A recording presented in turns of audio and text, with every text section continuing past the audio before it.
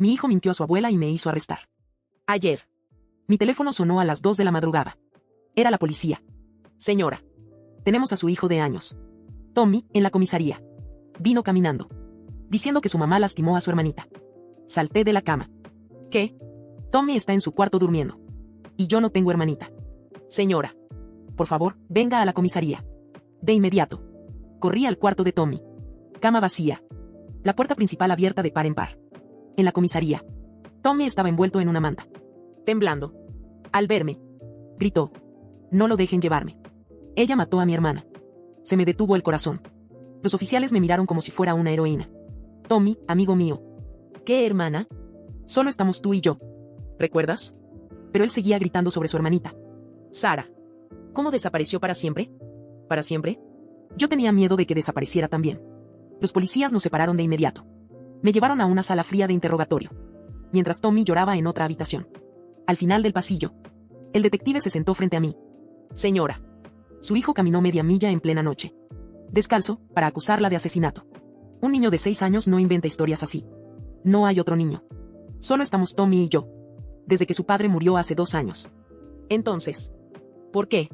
Su hijo describe a su hermana con detalles. ¿Y por qué tiene moretones en la espalda? Se me hizo un nudo en el estómago. La semana pasada. Tommy rompió el jarrón caro de mi abuela. Lo regañé. Lo discipliné. Había roto algo antes. El detective anotó eso. Así que sí le pegó. Lo miré fijo. No sabía qué decir. Trajeron a un psicólogo infantil. A través del vidrio. Vi a Tommy contar su historia otra vez. Sus manitas moviéndose mientras hablaba. Tenía dedos pequeños. Susurró. Tommy. Y mamá se enojó mucho porque lloraba demasiado. Entonces, una noche. Lo metió en una bolsa negra y lo llevó lejos. El psicólogo preguntó dónde lo llevó. Al lugar donde la gente va para siempre. Y Tommy. Mamá también te lastima. Me pega cuando me porto mal. Igual que le hacía daño a Sara. Mis manos temblaban. Registraron mi casa a las 4 de la mañana. Destruyeron cada habitación. Llamaron a hospitales preguntando por niños desaparecidos. Revisaron mis registros telefónicos. Mis cuentas bancarias. Todo, nada. Pero la historia de Tommy nunca cambió. Pasaron las horas. El detective volvió frustrado. No encontramos pruebas de otro niño. No hay registros de nacimiento. No hay visitas hospitalarias. Ni compras de artículos para bebés. Explique por qué él le tiene tanto miedo. No pude. Al amanecer. Trajeron a Tommy de regreso. El psicólogo se sentó con nosotros dos. Tommy. ¿Puedes contarme más sobre cuando tu hermana vivía contigo? Los ojos de Tommy se llenaron de lágrimas. Fue antes de que papá muriera. Era muy feliz. Luego cantaba canciones y compraba ropa. Pequeñita me mostró su cuarto, que lo hacía todo rosa y bonito. Se me heló la sangre. Luego, un día. Mamá lloraba y gritaba. Había sangre por todas partes y el bebé desapareció. El psicólogo me miró. Señora. Hay algo que debe decirnos. Pero antes de que respondiera. La puerta se abrió de golpe. Entró una mujer mayor. Sus ojos rojos por tanto llorar. Era la madre de mi exmarido. La abuela de Tommy. No me hablaba desde el funeral. Culpándome por la muerte de su hijo. Dios mío. Tommy gritó corriendo hacia ella. Abuela está aquí. Querida. Tommy se lanzó a sus brazos. Sollozando aún más fuerte. Abuela. Ella mató a Sara. Mató a mi hermanita. La mujer me miró con un odio que me hizo encoger en mi silla. Lo sabía. Susurró con voz temblorosa de rabia. Siempre supe que algo andaba mal contigo. Mi hijo me contó del embarazo. De cómo no amabas al bebé. El psicólogo se inclinó hacia adelante. Señora. ¿De qué embarazo habla? Mi suegra me miraba furiosa. Embarazada cuando Tommy tenía 4 años. La habitación quedó en un silencio helado después de aquella última frase. La suegra no quitaba la mirada acusadora de encima, como si pudiera leer cada pensamiento en mi mente. Yo sentía que el mundo se desmoronaba a mi alrededor. ¿Embarazada cuando Tommy tenía 4 años? Repitió el detective con voz firme. Eso cambia todo. Intenté responder, pero las palabras se atoraron en mi garganta. ¿Cómo explicar algo que ni yo misma comprendía? ¿Qué verdad oculta había detrás de ese embarazo? En ese momento, la puerta volvió a abrirse, esta vez con más suavidad. Entró un hombre corpulento, vestido con ropa informal pero con el porte de alguien acostumbrado a mandar. Se presentó. Soy Daniel, el nuevo abogado de la familia, dijo con voz grave. Me pidieron que me encargara de este caso. Creo que hay más en esta historia de lo que parece. El detective asintió y me miró, esperando que continuara. Yo respiré hondo y decidí contar todo, aunque temblaba por dentro. Cuando Tommy tenía 4 años, yo estaba embarazada, pero fue un embarazo difícil. No estaba segura de quién era el padre. Mi exmarido, el padre de Tommy, estaba ausente gran parte del tiempo. Él no me creía, ni siquiera cuando intentaba explicarle. Mi suegra me culpaba constantemente, diciendo que yo había traído vergüenza a la familia. Daniel tomó notas con rapidez, y la abuela apretó los puños, furiosa. Eso no es cierto, gruñó. Esa niña nunca existió. Todo esto es una invención para arruinar nuestra familia. Justo entonces, alguien llamó a la puerta. Una mujer joven, de unos 25 años, entró al cuarto. Su rostro reflejaba preocupación y nerviosismo. Soy Ana, la enfermera que atendió a la madre durante el último embarazo, se presentó. Sé que este asunto ha sido muy delicado, pero creo que puedo aportar algo importante. Todos voltearon a mirarla. Ana continuó. El bebé nació prematuro, una niña. La familia insistió en mantener todo en secreto. Después del parto, la niña fue dada en adopción sin que la madre supiera a dónde iba. Fue un proceso muy rápido, casi clandestino. Tommy, que hasta ese momento había estado abrazado a la manta, levantó la cabeza y miró fijamente a Ana. ¿Ella se llama Sara?, preguntó con voz temblorosa. Ana asintió. Sí. Sara. El detective frunció el ceño. ¿Por qué no nos dijeron nada antes? ¿Por qué esta información salió a la luz ahora? Ana bajó la mirada. Porque la abuela y el padre de Tommy querían ocultarlo.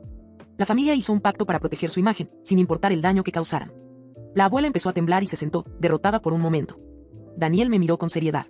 Señora, entiendo que todo esto es muy difícil, pero debemos proteger a Tommy y llegar a la verdad. En ese instante, entró otro oficial, esta vez con un sobre en las manos. Lo extendió hacia el detective. Encontramos esto en la casa de la familia, dijo. Son cartas y documentos que prueban la existencia de Sara y el acuerdo de adopción. El detective las examinó rápidamente. Esto confirma la versión de Ana, dijo. Sara existió, y su desaparición fue planificada. Tommy empezó a llorar con más fuerza, y yo me acerqué a él. Vamos a encontrar la manera de arreglar todo, le susurré. Pero la abuela se levantó, enfurecida, y gritó. Que esto es una mentira. No pueden destruir a la familia por una niña que ni siquiera existe. El detective levantó la voz. Señora, la verdad siempre sale a la luz. Y esta vez, no vamos a ignorarla. En ese momento, la puerta se abrió una vez más. Entró un hombre de mirada dura, que nadie había visto antes. Soy Javier, el hermano mayor del exmarido de usted, dijo. Quiero contarles lo que realmente pasó con Sara. Todos nos quedamos en silencio, expectantes. Javier comenzó a hablar. Sara fue entregada en adopción porque mis padres no querían otra niña en la familia. Querían que todo quedara en secreto para proteger el apellido. Mi hermano no estaba de acuerdo, pero no pudo hacer nada. Miré a Tommy, que parecía no comprender del todo, pero intuía el peso de cada palabra. ¿Y por qué tuviste que ir a la comisaría solo, a esa hora?, pregunté con suavidad. Tommy bajó la mirada y susurró. Quería salvar a Sara. Quería que vinieran a buscarla. El detective se acercó y dijo. Vamos a investigar más a fondo. No descansaremos hasta encontrar a Sara y asegurar que Tommy esté seguro. La abuela, derrotada, salió de la sala llorando. Ana me tomó la mano, dándome fuerza. Daniel me miró con esperanza. Y esto es solo el comienzo, pero juntos vamos a descubrir toda la verdad. Horas después, la estación policial era un torbellino de actividad. Las nuevas pruebas encendieron una investigación completa. El detective Martínez pidió refuerzos. Los nombres mencionados en los documentos, una agencia de adopción privada, 2 médicos y una trabajadora social desaparecida, abrían una línea de tiempo enterrada hacía años. Mientras tanto, Tommy fue llevado a una sala privada con Ana, la enfermera, y una trabajadora social llamada Lucía Ramírez, de rostro amable y ojos cansados. Lucía tenía experiencia con niños traumatizados y empezó a ganarse su confianza con dibujos, colores y paciencia. Tommy, ¿quieres dibujar a Sara?, preguntó con voz suave. Tommy asintió. Dibujó una niña de cabello largo, con un vestido rosa y una sonrisa amplia. Pero detrás de ella, en la hoja, trazó una figura negra, alta, sin rostro. ¿Y ella quién es, cariño?, Ana preguntó. La mujer del armario, susurró Tommy. Ella se la llevó. Lucía y Ana intercambiaron miradas. Ese detalle no había sido mencionado antes. Mientras tanto, yo permanecía en la sala de interrogatorio.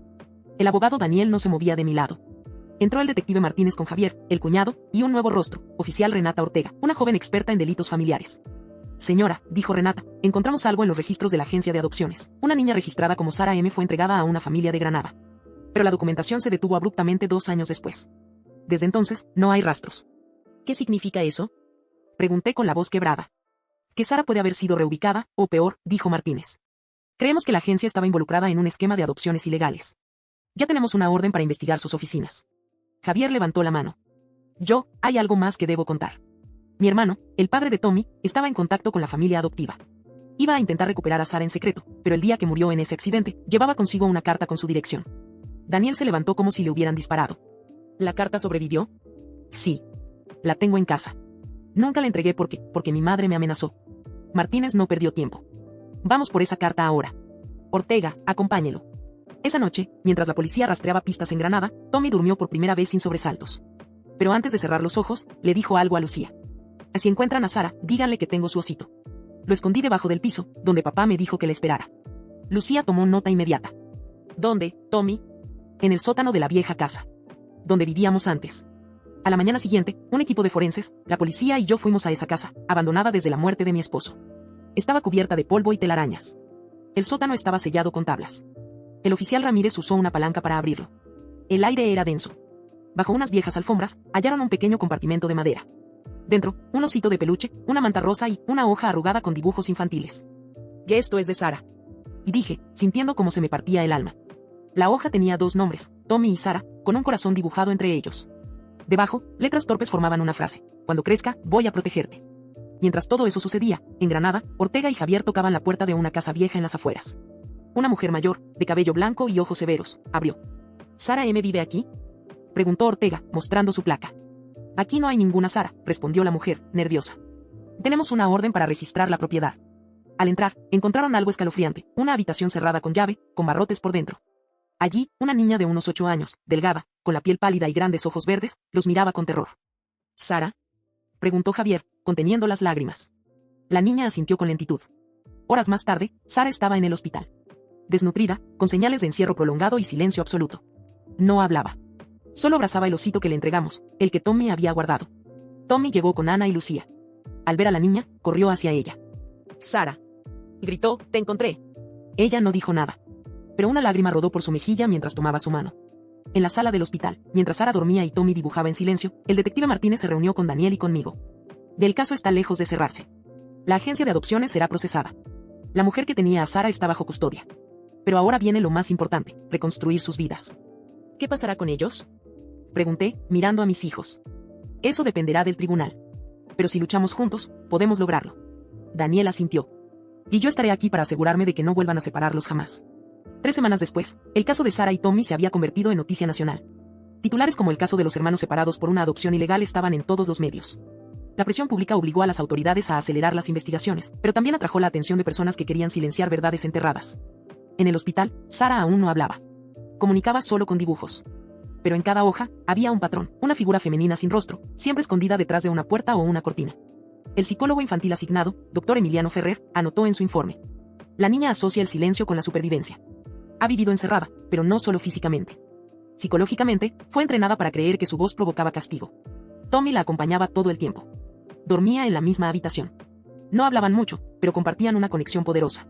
Una noche, mientras Sara dibujaba en su cuaderno, señaló uno de los retratos y susurró: «Ella aún me busca». Tommy frunció el ceño. «¿Quién?». La mujer que me encerraba no era solo la abuela falsa. Había otra. Paralelamente, el abogado Daniel descubría algo preocupante. Mientras analizaba documentos contables de la agencia de adopción, detectó transferencias bancarias regulares a una clínica en Sevilla. Allí trabajaba una ginecóloga retirada, doctora Carmen Ríos, conocida por su participación en procesos de adopción discretos. Daniel viajó allí con el detective Martínez y la oficial Ortega. Cuando llegaron, encontraron la clínica cerrada. Una vecina les dijo: «La doctora desapareció hace una semana. Pero una mujer venía a menudo. Siempre bien vestida. Le decían la señora de negro». El apodo hizo eco. Volvieron a revisar los dibujos de Sara, la figura sin rostro. Todo coincidía. Mientras tanto, Lucía, la trabajadora social, recibía una llamada anónima. «Si quieres que los niños estén seguros, detengan la investigación». Lucía grabó la llamada. Se escuchaba el zumbido de una estación de tren y un pitido al fondo. Rastrearon el audio. El origen, la ciudad de Valencia. Eso coincidía con uno de los domicilios fiscales de la agencia clausurada. Era probable que allí operara una célula activa del tráfico infantil. En una reunión de emergencia en la fiscalía, el equipo se amplió. Se sumó Paola Méndez, una fiscal especialista en crimen organizado, y Rubén Salvatierra, agente encubierto con historial en infiltración de redes ilegales. Rubén tenía un plan arriesgado: hacerse pasar por un cliente de la red para obtener pruebas desde dentro. «La clave es la señora de negro», dijo Rubén. Hay rumores de que no solo organizaba adopciones ilegales, sino que reubicaba niños por encargo de familias poderosas. Y Sara podría ser la pieza que haga caer todo el sistema. Esa noche, en el hospital, Sara despertó gritando. Llamaron a Lucía. «¿Qué pasó?». La niña temblaba. «La vi en la ventana». Ella vino. El hospital revisó las cámaras de seguridad. A las 2:47 de la mañana, una figura encapuchada había pasado cerca del pabellón infantil. Nunca entró, pero dejó algo en la puerta, una nota escrita con máquina de escribir. Ella no debía recordar. No podrán protegerla por siempre. Tommy abrazó a su hermana con fuerza. «No voy a dejar que te lleven». El equipo legal solicitó protección oficial. La jueza del caso, magistrada Elena Vidal, autorizó custodia temporal para mí, como madre biológica. Pero no sin condiciones. «Será evaluada psicológica y legalmente cada semana», declaró. «Si hay la más mínima señal de inestabilidad, los niños serán reubicados en acogida segura». Daniel me miró con seriedad. «Tienes que estar preparada. Te vigilarán desde todos los ángulos». A 400 kilómetros, Rubén iniciaba su operación encubierta. Usando una identidad falsa, se reunió en un café con un contacto llamado Marco, exfuncionario de adopciones implicado en una red similar. Busco una niña. Tranquila, sumisa, sin lazos familiares. Marco lo miró con desconfianza. Ya casi no quedan. Pero conozco a alguien, te pondré en contacto con madre. Rubén sabía que ese era uno de los alias de la señora de negro. Días después, mientras todo avanzaba a ritmo frenético, Sara habló. Fue en una sesión con el doctor Ferrer. Dijo una sola frase. Su nombre es Amalia. Ferrer la miró, intrigado. ¿La mujer que te encerraba? Sara asintió. Amalia, algo más, siguió, titubeando. Tiene mi sangre en un frasco. El doctor palideció. ¿Qué dijiste? Me decía que, si hablaba, iba a hacerme desaparecer, como al niño de la jaula. La revelación provocó un vuelco total. Ahora había indicios de otros niños desaparecidos, y de prácticas de ritualización, control psicológico, y abuso sistemático. La investigación ya no era solo por una adopción ilegal. Era una operación criminal a gran escala. Y Sara tenía las piezas para desmantelarla, si lograban protegerla el tiempo suficiente. Un mes después, la operación encubierta de Rubén Salvatierra llegó a su punto crítico. Había logrado infiltrarse en una red internacional conocida como Los Custodios, dedicada al tráfico de menores disfrazado de adopciones privadas. En una mansión a las afueras de Valencia, conoció finalmente a madre. Su nombre real, Amalia Soriano. Alta, delgada, con voz calmada y una presencia aterradora. Era psicóloga retirada, experta en manipulación emocional, y había trabajado durante décadas con clínicas de fertilidad y adopción. Su rostro era el mismo que Sara dibujaba sin ojos ni boca.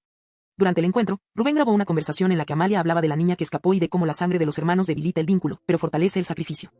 Con esas palabras como prueba, la policía lanzó un operativo masivo. La mansión fue invadida. Se encontraron habitaciones ocultas, registros falsos, documentos destruidos parcialmente, y 3 niños desaparecidos hace años. Uno de ellos, un niño llamado Iván, dijo una frase al ver a los agentes. ¿Vinieron por mí o para llevarme con los otros? Mientras tanto, en el Juzgado de Menores de Madrid, se celebraba la audiencia definitiva para la custodia de Tommy y Sara. La jueza Elena Vidal pidió silencio. Después de revisar informes psicológicos, evaluaciones médicas y escuchar a los menores, este tribunal declara que la custodia legal y definitiva será otorgada a su madre biológica. Yo no pude contener las lágrimas. Mis hijos me abrazaron. Pero la jueza no había terminado. Además, en vista de los delitos cometidos por la red de adopciones ilegales y la colaboración activa de esta familia en el esclarecimiento, declaró a Sara y Tommy bajo protección especial del Estado. Ninguna institución podrá separarlos sin autorización judicial directa. Una semana después, Sara volvió a hablar en público. Fue entrevistada por la periodista Marta Ruiz, en un programa especial titulado Voces que sobrevivieron. Sentada junto a su hermano, dijo con voz clara. Me quitaron la voz, pero no la memoria. Y no me quitarán a mi familia. Tommy tomó su mano. Ella volvió. Y yo siempre la esperé. Final. Hoy vivimos en una casa nueva, en un pueblo pequeño junto al mar. Sara tiene un cuarto lleno de luz rosa y libros. Tommy juega al fútbol con los niños del barrio. Yo enseño en una escuela. Hay días difíciles, sí. Hay noches de pesadillas y llantos. Pero también hay tardes de risas, helado y dibujos colgados en la nevera. Un día, mientras ordenaba cajas viejas, encontré el dibujo que Sara había hecho en el hospital, ella, Tommy y una figura en la sombra. Lo pegué en la pared. Sara me miró. ¿Por qué guardas eso? Para recordar de dónde venimos, le respondí. Y todo lo que superamos. Ella sonrió. Entonces dibujaré uno nuevo. Con los 3 en la playa y sin sombras. Y así lo hizo. Porque al final, la verdad salió a la luz. Y con ella, la esperanza. Y así fue, como la verdad, aunque silenciada durante años, finalmente salió a la luz. Sara no solo recuperó su voz, también recuperó a su familia. Pero la gran pregunta es, ¿cuántas seres siguen atrapadas en el silencio? ¿Y cuántas Amalias caminan libres, detrás de puertas que nadie se atreve a abrir? Si llegaste hasta aquí, comenta la verdad, siempre regresa aquí abajo cursor blanco con forma de mano hacia abajo. Y no olvides suscribirte al canal Cayo Historia 15, activar la campanita campana y compartir este video con quien ama las historias oscuras, llenas de giros y tensión. Cada semana, nuevas historias. Y recuerda, a veces, el verdadero monstruo vive donde menos lo esperas.